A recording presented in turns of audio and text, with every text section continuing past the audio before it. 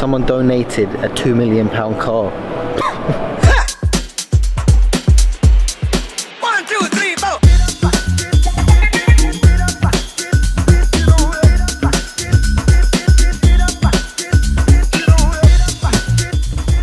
Before I leave Birmingham in Alabama, I've just had some stickers made for the bike, and the biggest motorbike museum is in the world here. Stop checkpoint. Oh, what the okay, well, there doesn't seem to be anyone here. Yeah, so basically this is the biggest motorbike museum in the world, and it was only about 15 minutes away. I'm just having some more stickers made for the bike. Thought I'd bring you guys along with me to the motorcycle museum. Talk about why I wanted to choose a bike, go through a little bit of history. I'll be there in a couple of minutes, and let's have a look around this museum. Okay, well, I assume this must be the place, and I believe it is. Right guys, we have made it to the Barber Vintage Motorsport. They've got about 1,100 motorbikes in here, and we're going to have a little walk around and take you through the museum. World's largest motorcycle collection, Barber Vintage. Just going to put my little helmet away there.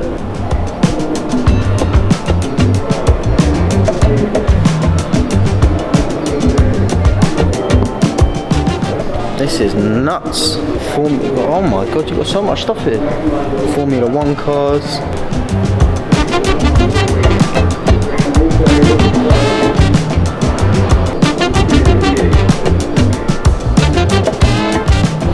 So you've got a mix between a Formula 1 and racing bikes, road bikes.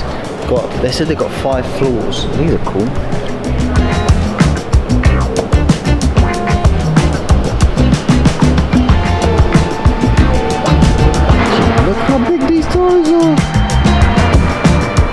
What a collection they have here. Yeah, this museum is humongous. Look, they got bikes everywhere.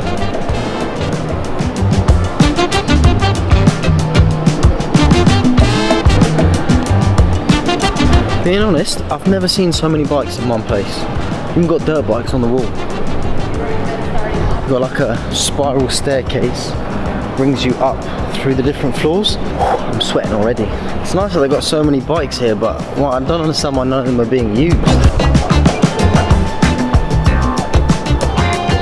Excuse me. Do you work here? Yes. Just a question. Are all of these bikes working bikes? Yeah. Why has someone just bought like so many good condition? Because they don't even look like they've been used, some of them, no? Some of them haven't. No, they haven't. What's the reason that you guys have just bought all the motorcycles? Why not? Mr. Barber likes to collect them. Oh, so he owns all of them? Yes.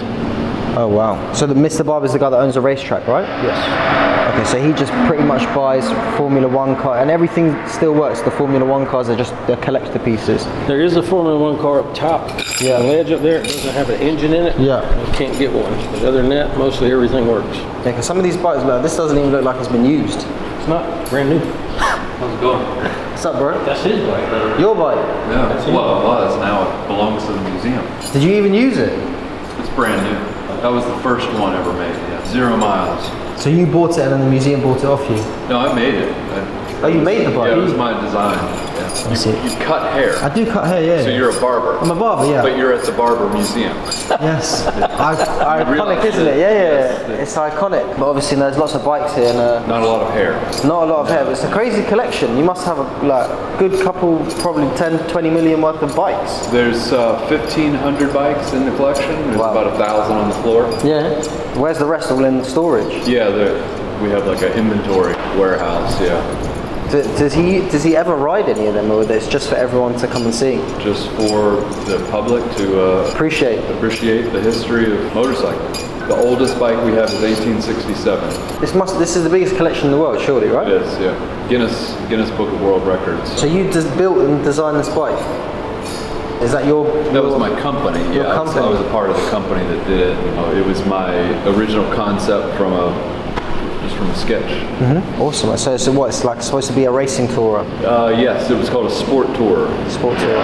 So little bit of sport, a little bit of touring. It's got the luggage, you know. Yeah, it's awesome, man. But big American pushrod V4 engine in it, so that was the idea. And what's in there? Just new bikes that you guys are building, or? So this whole room is a new design center. We built it about a year ago. Its purpose is to demonstrate design and engineering, how it applies to motorsports. Yeah.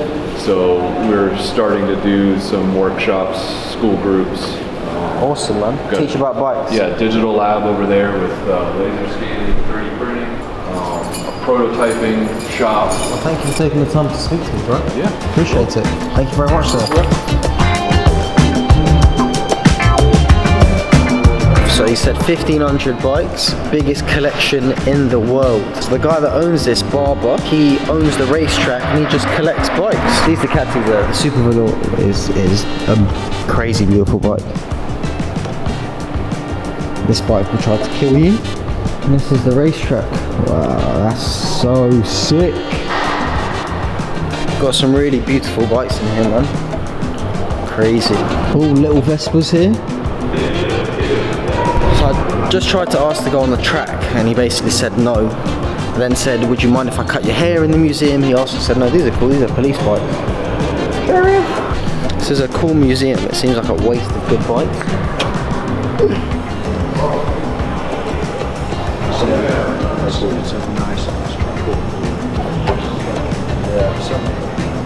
It's a death machine. So that Kawasaki is probably, if not, one of the fastest road legal street bikes in the world. It goes like 300 miles an hour. It's a death machine. It is beyond mind-bogglingly fast. I lost my words there for a second. And then in 2003 donated all this.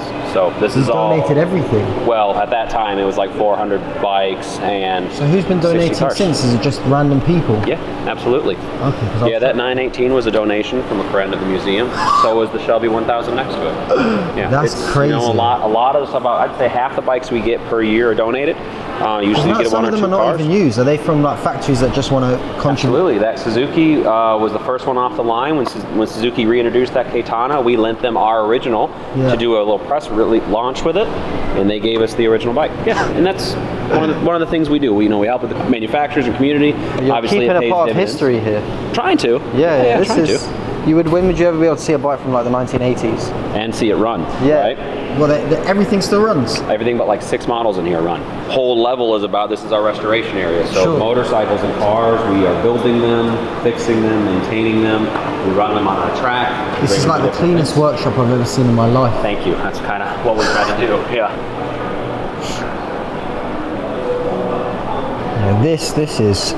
These are all replicas though. Someone donated a £2 million car.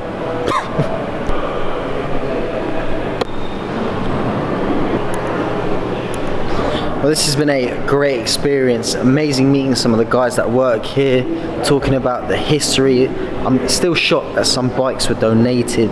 Most of these bikes are donated from factories as like a history piece. And the fact that there's a 918 sitting down there that's got the lowest miles in the world, and a Ford Shelby, just amazing, man.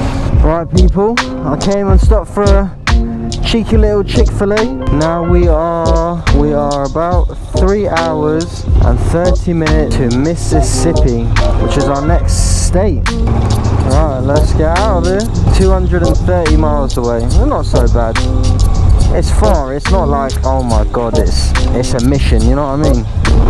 I finally found some riders to ride with. Woo! Excellent! Yeah! I don't have to ride on my own for once.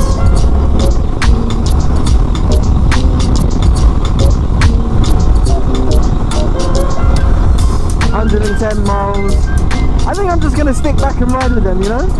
Ride in a little group. Go, just follow behind them. Right, we just missed it, but the sun came out. There we go. Welcome to Mississippi! Woo! Yeah, buddy! We have officially arrived in the next state, Mississippi. Yes, everyone, what an adventure it's been so far. I've just crossed the next borderline of the state. We've got Tennessee after this, and then we're riding all the way back to South Dakota to go do those 8 states that I missed because it was so cold in New Jersey. We've got Delaware, Maryland, Philadelphia. I can't remember the other ones. But they're up there. And I reckon by August we'll be halfway, 26, 20, 25 or 26, maybe even more, who knows. Rightio everyone, we have arrived in Mississippi. Our first stop is just down here, but for tomorrow we're going to be going to the main city, Jackson. We're going to be doing a couple of haircuts, exploring the city a little bit and seeing what's what. Alright, we have arrived. Alright guys, I'll see you tomorrow. Peace.